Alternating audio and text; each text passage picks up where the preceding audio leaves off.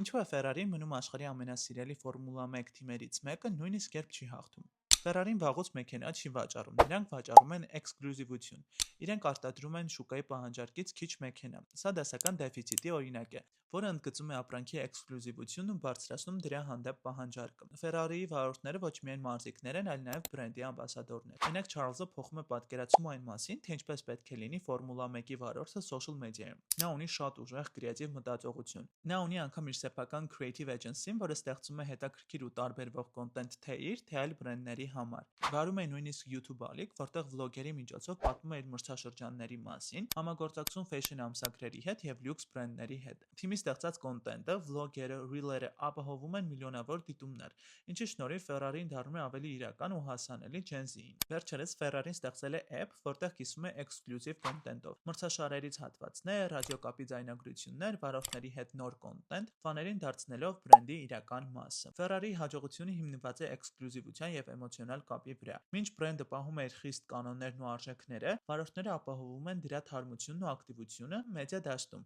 օգտագործելով ժամանակակից ու ստեղծարար գործիքներ։